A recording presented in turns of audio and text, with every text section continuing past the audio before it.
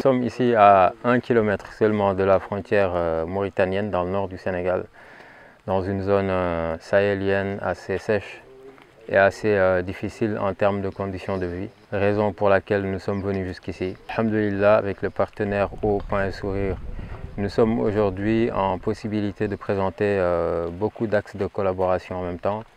Le premier, c'est que nous sommes sur un verger qui appartient à une école en internat avec des enfants dont nous voyons ici le cheikh, le responsable. Donc ce verger-là a pour but de les aider. Nous sommes venus pour faire un puits pour eux, puits qui a été financé par un groupe de donateurs de Eau, Pain et Sourire. Nous sommes venus planter des arbres qui ont également été financés par des donateurs des groupes de Eau, Pain et Sourire. Et nous sommes venus voir cette école, cet internat qu'ils avaient choisi comme devant abriter un projet de puits qui a été financé quelques semaines auparavant. Donc c'est plusieurs collaborations en même temps.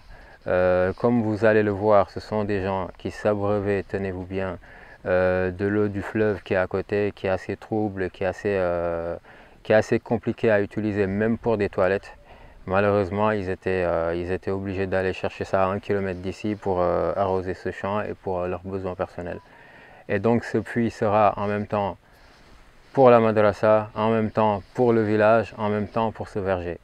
Donc subhanallah, les gens qui ont participé à ce puits ont eu quelque part d'une pierre plusieurs coups.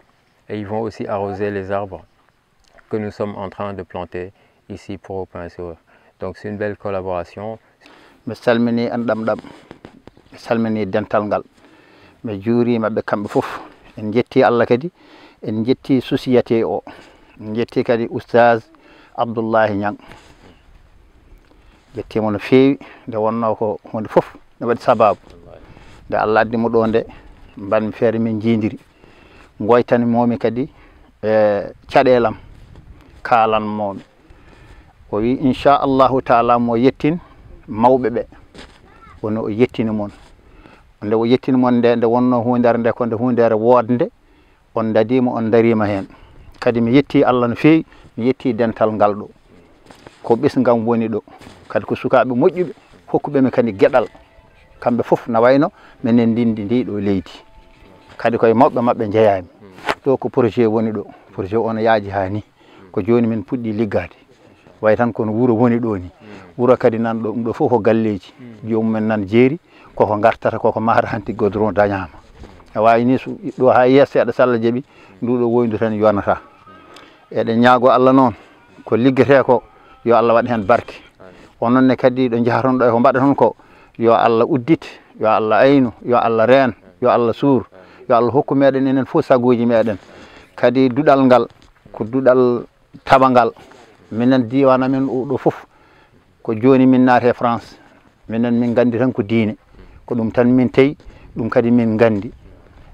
Sukaɓe rewɓe jangguɓe Qur'ana ha jofni nan ɗo ala ko haali warɓe ko woni ɗo ko fof yoga hen ko wawɓe Qur'ana, won hen ko renɓe sharia, won hen ko renɓe Qur'ana. Nde wonno ko ɗum min gaddi, ko ɗum min gandi. Woni golle amen tan ko janggude e remde aynude no ɓiɗɗo o haaldiri nani ni. Eyyi ɗum noon minenne so min dañi caɗele min mbawa tan ko hollude onon, min kolla mon.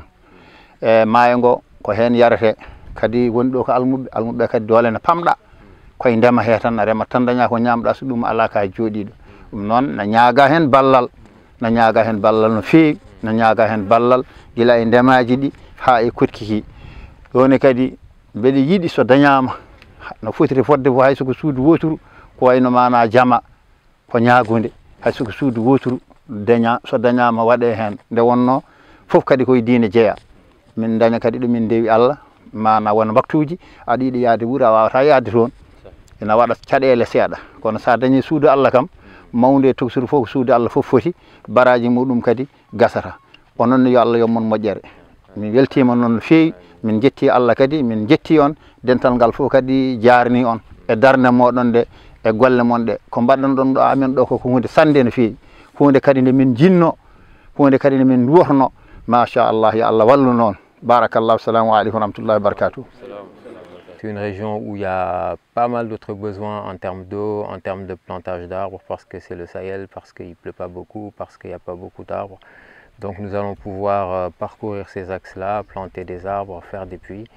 Donc bienvenue à toutes les personnes qui veulent aider à ces financements, aider ces enfants qui sont en internat en train d'apprendre, aider ce grand homme qui est là, qui consacre sa vie à l'éducation des enfants, à l'agriculture et un peu à l'élevage avec le peu de moyens dont il dispose. Barakallahu fikum et à très bientôt, Inch'Allah.